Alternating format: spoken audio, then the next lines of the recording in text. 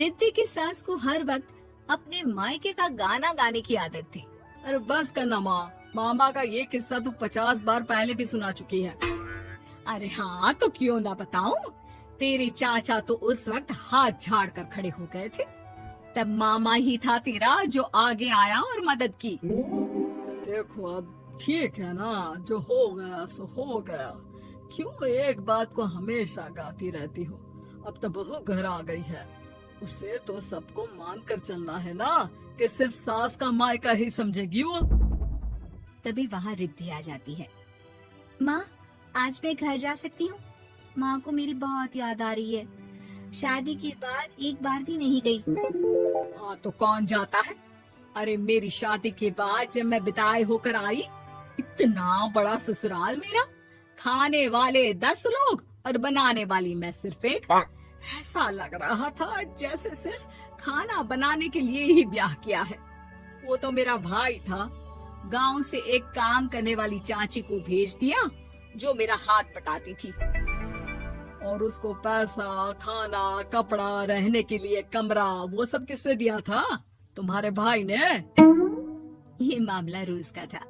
ससुर भी जब गुस्सा होते तो वो सारी बात कह देते जो उनके मन में इतने समय से चल रही थी। मेरा भाई, भाभी, भतीजा, भतीजी सब छुड़वा दिया। मैंने जीवन भर सिर्फ तुम्हारे परिवार वालों से निभाया, लेकिन अब भी चैन नहीं है तुमको। बहू के सामने सास को लगा कि उसकी बेइज्जती हो रही है।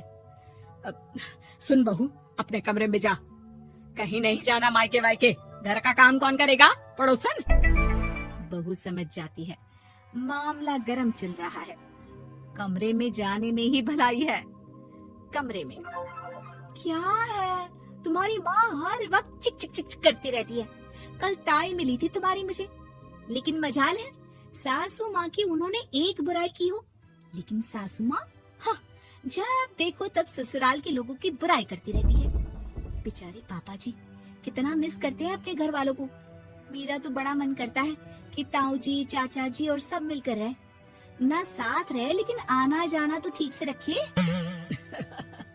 हिंदुस्तान और पाकिस्तान एक हो सकता है, लेकिन चाचा और ताऊ के परिवार के साथ हम लोगों का मिलन ना जी ना, कभी नहीं हो सकता। ये बात है। देखिए मेरे साथ ना ज्यादा चैलेंज मत करिएगा। ऐसा कोई काम नहीं है जो मैं नहीं कर सकती।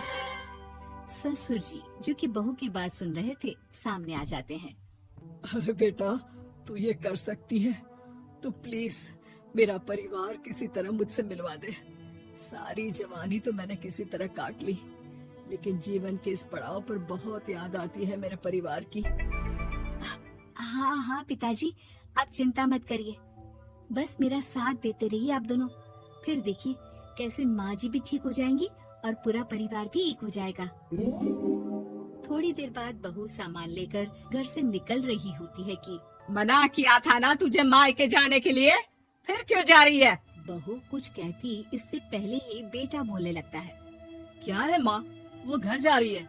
वैसे भी उसके माता पिता ने मुझे 10 लाख दिए तब जाकर मेरा काम शुरू हो पाया, वरना तूने मेरे लिए किया क्या है? अरे वाह बेटा, बचपन से पढ़ाया लिखाया, तेरे दुख दर्द में जगी, और आज वो लोग तुझे सही लग रहे हैं? और फिर ससुराल में लड़की खुश रहे, ये तो मायके वालों की जीवन भर की जिम्मेदारी रहती है। तो ये तुमको भी तो सोचना था ना। ताऊ जी ने पापा को पढ़ाया लिखाया, जब तुम नहीं आई थी तो पापा के लिए ताई जी ने पापा की माँ की तरह देखभाल की। अब बोलिए। अरे तू कुछ नहीं जानता बेटा, तेरे पापा को सब पता है, तभी वो उन लोगों से वास्ता नहीं रखते। मैं उन लोगों को जानता हूँ, लेकिन मैं तुम्हें नहीं जानता कि तुम्हारे मन के लायक काम नहीं हुआ तो तुम घर की शांति बर्बाद कर दोगी। सास जोर जोर से चिल्लाने लगती है। तभी वहाँ सास का भाई आ जाता है। अरे क्यों आप लोग मेरी बहन को परेशान करते रहते हैं? पहले ये जीजा कम थे, जब बहू भी आ गई।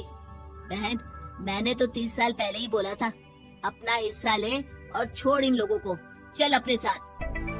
बहू समझ जाती है कि मामा ससुर की नजर किस पर है। देखा, तुम लोग मुझे अकेला मत समझना, मेरा भाई खड़ा है आज भी मेरे लिए। बहू मायके जाती है और आते वक्त साथ में एक नौकरानी ले आती है।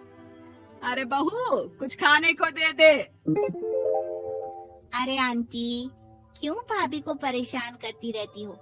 उनके भाई ने मुझे जिम्मेदारी दी है, किसी भी चीज की परेशानी नहीं होनी चाहिए भाभी को। जो चाहिए मुझे बोलने का। आय हाय, बहू के मायके वालों का इतना दखल। ये मेरा घर है, कोई कल का आए इसे पूरा कैप्चर कर ले, ये बर्दाश्त नहीं होगा मुझसे।